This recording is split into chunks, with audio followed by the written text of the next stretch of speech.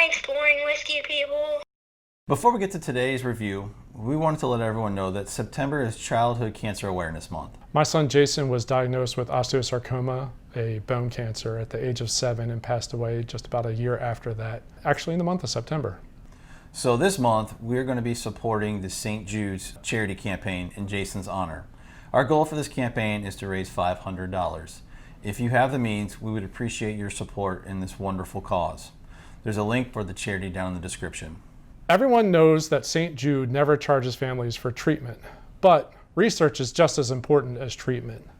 St. Jude's has over 85 research laboratories where they are constantly running experiments and trying to find better ways to treat all forms of childhood disease.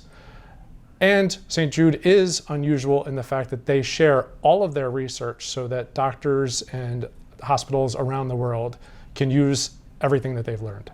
Every 2 minutes, a child is diagnosed with some form of cancer. That's approximately over 300,000 kids around the world each year.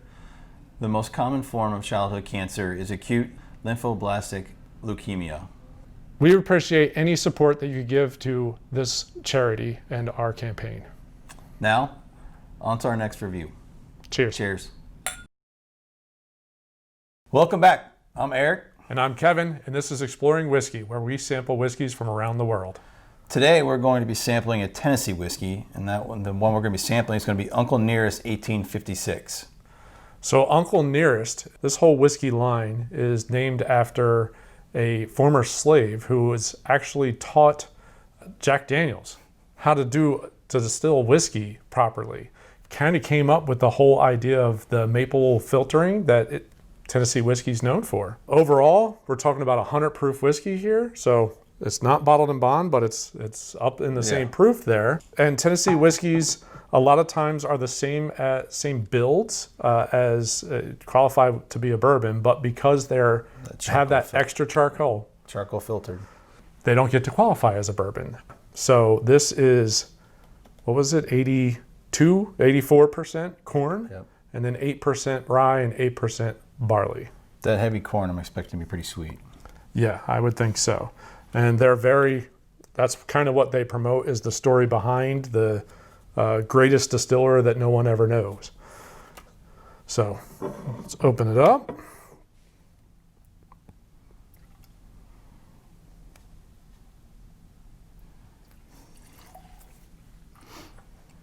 Let's see if it's sweet to the nose.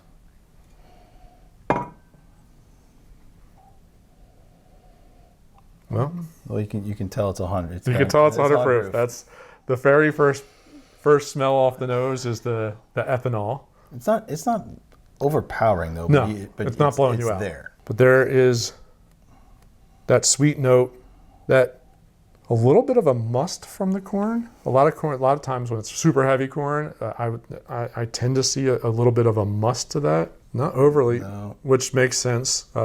Similar to most Tennessee whiskeys, that extra filtering. That second round through the charcoal. Yeah. Get some caramel. I get some cinnamon. The corn is the primary note I pull off of that. Yeah. But yeah, I definitely. Sweet corn.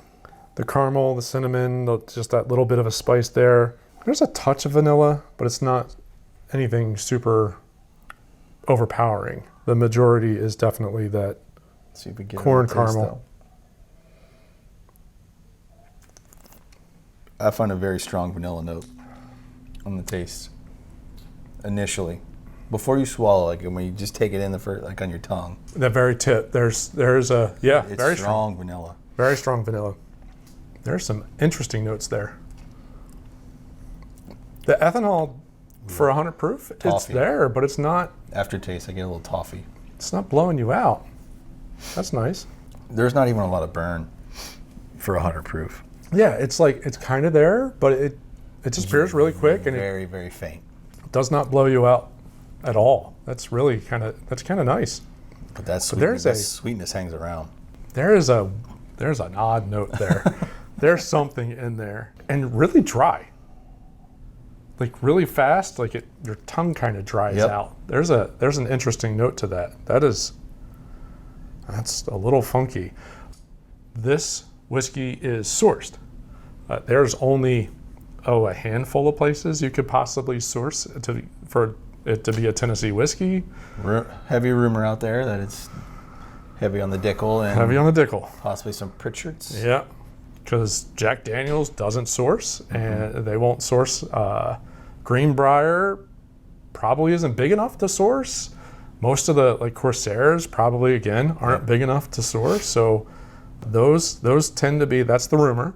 Other than the bottled and bond George Dickel I've had, That's good. and I don't get the same notes. No, It's not different. at all. They're selecting for something different here.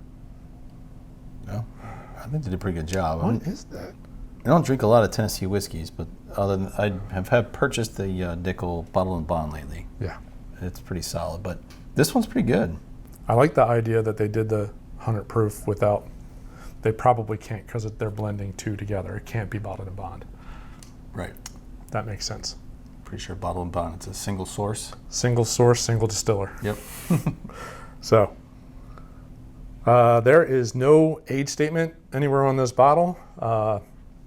And I would guess a couple of years. yeah, it's definitely got a couple of years sitting on it. It's not overly old, but I would think somewhere in that 4 to 6 range is probably. Yeah, it's overly sweet, which isn't always my wheelhouse, but I'm enjoying this. It's definitely not bad. It is not that caramel bomb or sweet bomb that a bourbon is. So if you're looking for something a little bit more muted, that's nice. It is super dry. Every time I take... Tongue just completely dries out. Yeah, which is really interesting. Which there's not a lot of oil on that, so I guess that makes sense. And there's another note. I don't get it. I don't know what it is, but I can taste something slightly different. Well, maybe after the episode, when we have another sample, we'll figure it out. But no, that heavy corn, heavy vanilla. Very heavy corn.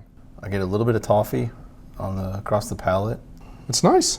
It's very nice. It is not, and again, I'm going to go back to, it's the Tennessee whiskey, so the comparisons, it is not, it's not anything like that Dickel. It's not like the not like Dickel I've Jack had. It's Daniels. not like any of the Jack Daniels line At all. At all. Corsair plays around with some of the. They do so many finished things, though. It's kind of hard to do a comparison there. It's not like the Greenbrier. The Greenbrier was so everly sweet. Like that. This does not. That was good too for That's Tennessee very good. whiskey. Very good, but a whole different note to that. Solid. Very interesting. Yep. I like the idea that they're giving a nod to somebody that may not be super recognized in the industry. I like the fact that they're... Who knew someone taught Jack Daniels Yeah, how to exactly. distill?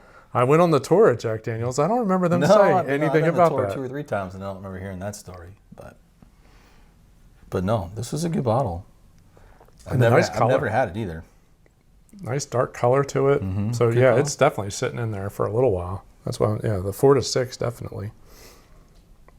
There is a off note. I don't know what it is. It's not bad off. It's just not whiskey.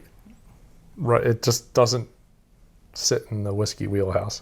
Overall, it's a nice mix. It's an interesting blend. It's blended really well. What's the price point? Right around $50 in that range, $50 to $60. I would buy it for around 50. Yeah, I want to say it's in the $50 to $60, depending on where you find it. I don't remember exactly. It was in the middle. It was like right in the middle of that. But it was definitely it's a solid little thing to have under the bar. Yeah. Well, I've enjoyed this bottle, enjoying the episode. I hope you guys did as well. If you did, we ask you hit the like button at the bottom of the screen. While you're down there, subscribe to the channel and hit the bell icon so you get notified every time that we post a new video. You have a comment?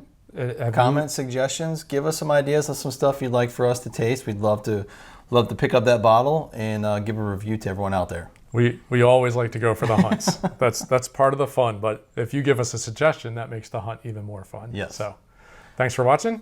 See you next time. Cheers. Cheers.